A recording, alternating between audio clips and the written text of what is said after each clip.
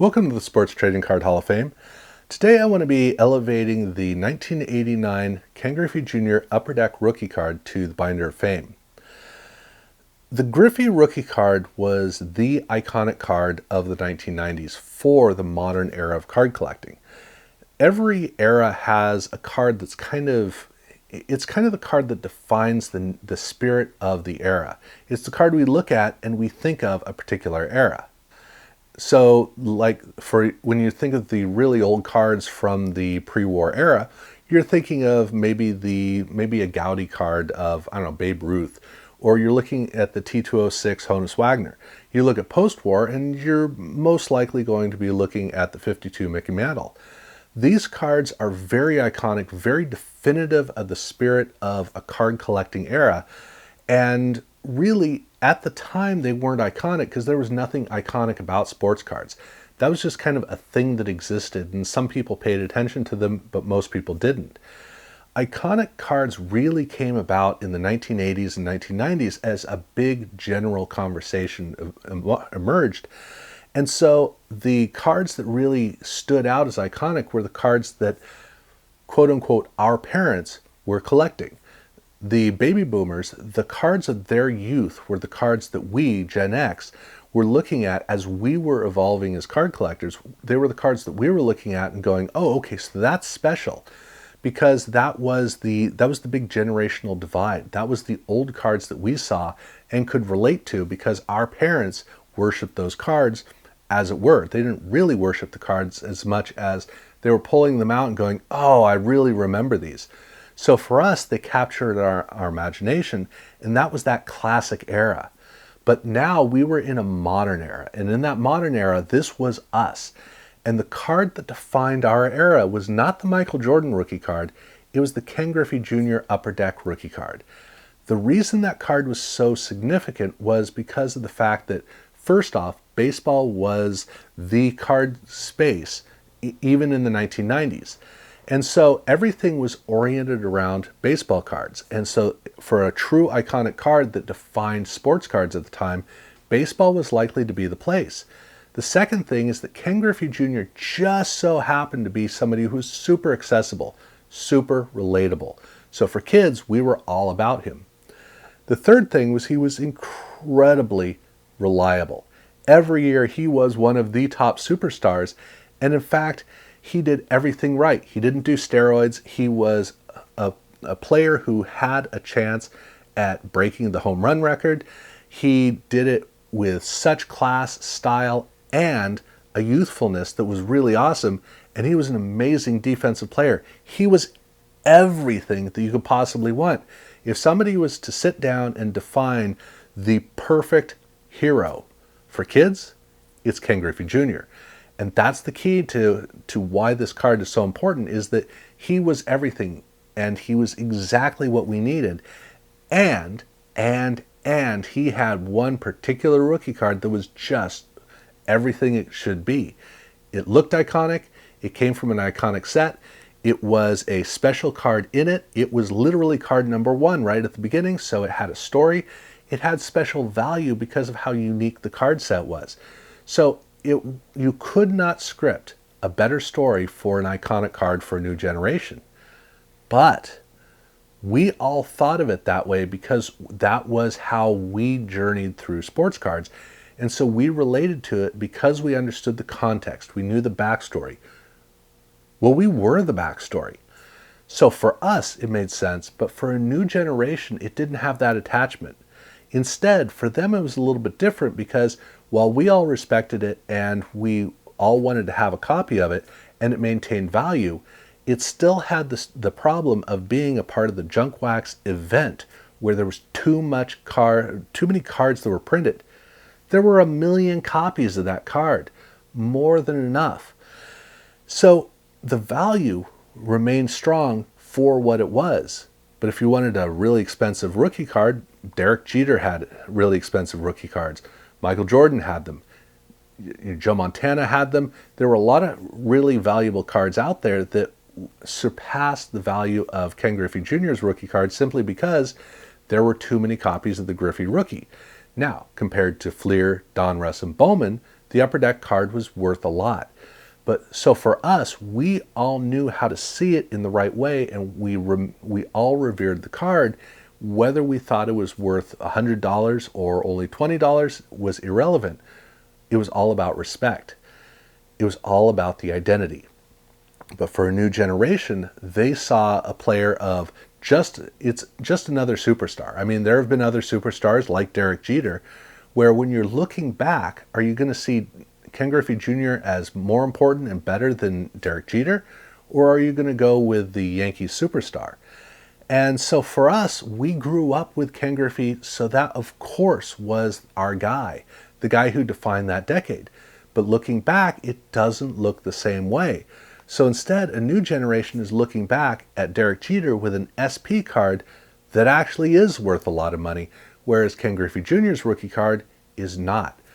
So for them, because they don't have the context built into them, even if they know the story of the Ken Griffey Jr. rookie card, it didn't mean the same thing to them, and so it wasn't as iconic.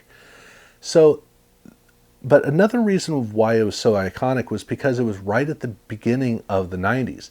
And the 90s was a time where we got so much awesome stuff, but it was about the journey through the 90s. How many iconic cards are there in the 90s?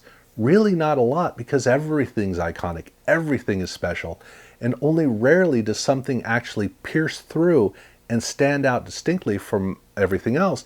But you go back to 1989, every card is iconic, it is definitive, it is clear, it is obvious. And so that means that for us, it was like a lighthouse shining a beam out over the entire 1990s, and so we could all anchor to it. Again, you step ahead to the new millennium, and now looking back at it, it's kind of lost in the sea of other cards. Why is that card so distinct, is so special, whereas, say, a Barry Sanders rookie card is actually more rare, so why wouldn't that be the more valuable card? It's interesting to look at cards through a new lens, through a new perspective, and that's what millennials had. Millennials looked at these cards without the context and built a new story, built a new interpretation, a new meaning to the card. Now, it might not even be millennials, it might be Gen Zers who were the ones who really redefined it, but the redefinition came from an evolution in sports cards. Because for those of us who are Gen X, sports cards are about the card. That's what's important. A card that's graded is just a card that happens to have a grade to it. That's what we see it as, but it's all about the card. But for a new generation, the card itself isn't as important as this particular card. There's something about this particular card that's important. And it has brought a new life to sports cards that has helped to maintain and in fact to grow the sports card market, for better or for worse. But it means that now when a new collector, when a true modern collector of this era, or a late modern collector is really the way to describe it, when they look at sports cards, they're interpreting the cards in a different way, which means instead of looking at a Derek Jeter SP card as being more important than a Ken Griffey Jr. card because it's worth more, they're looking now at another subset of it. And it means that the Griffey card is now kind of fitting into a greater community of cards that, interestingly, I don't think that 15 years ago or even 10 years ago, I don't think that it would have fit into that same space where it had its own iconic quality, but it was one that was attached to your heart.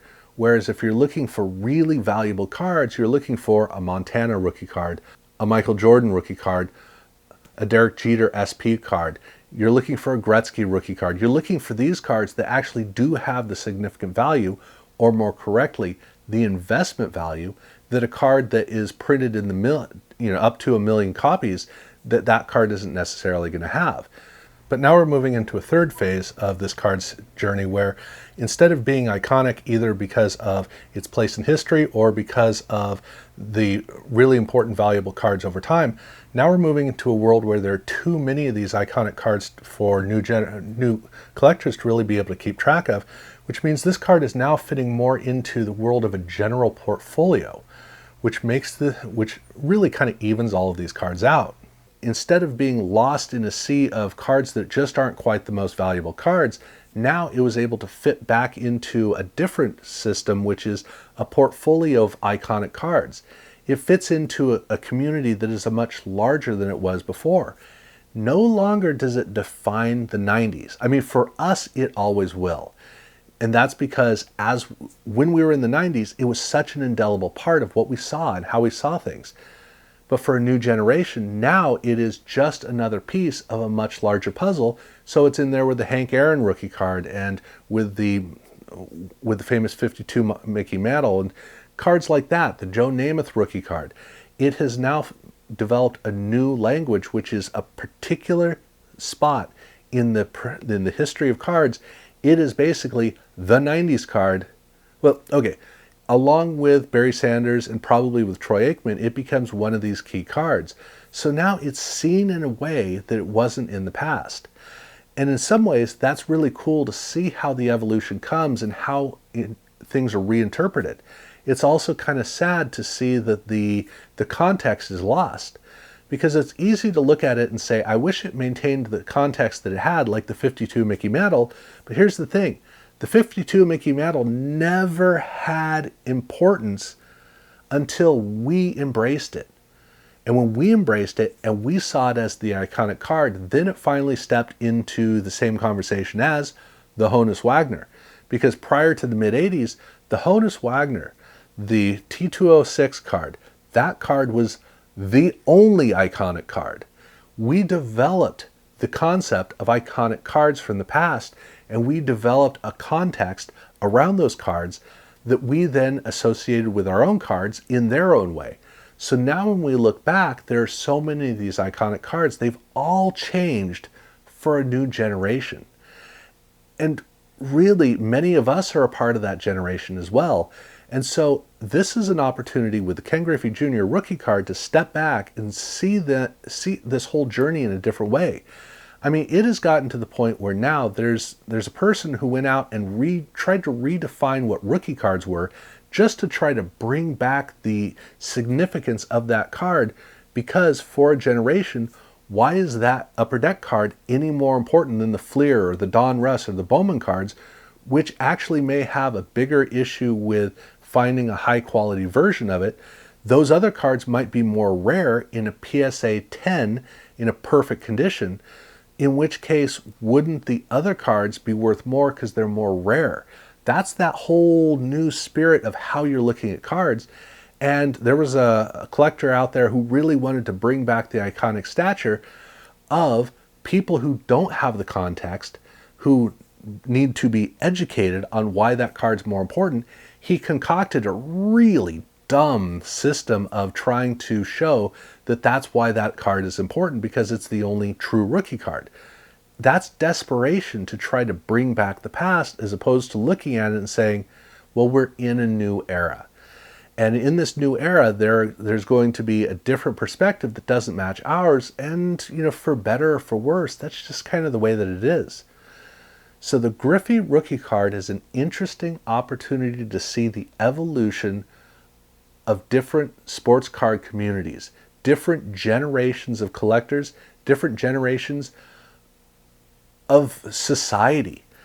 And that's really what I wanted to look at here with this evolution, as I move this up into the Binder of Fame.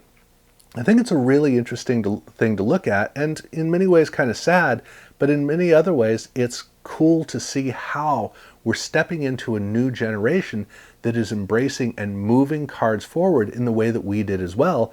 Because look, we can take our cards to the grave, but if Gen X is the only generation that really cares, because we were the last analog generation and cards are analog, if there's not a new life that comes out, then cards are going to die off with us, which is sad.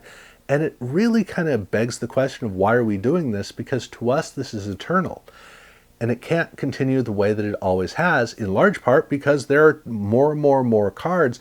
So you have to change the whole story of how you care, why you care, what is important. But more than that, every generation has their chance to be who they are. And now we're able to see who this next generation is, and then it'll be interesting to see how that evolves forward. So that's what I wanted to look at here with this video. I am curious about if you have perspectives on this, because this sure is this can be a heavy topic. So I'm curious to hear what your perspectives are on it. Certainly let me know in the comments below your take on it. And I do have a couple of stories of cardboard coming up in the next couple of weeks, so definitely check that out. If you haven't subscribed, please do so. Thank you very much for watching.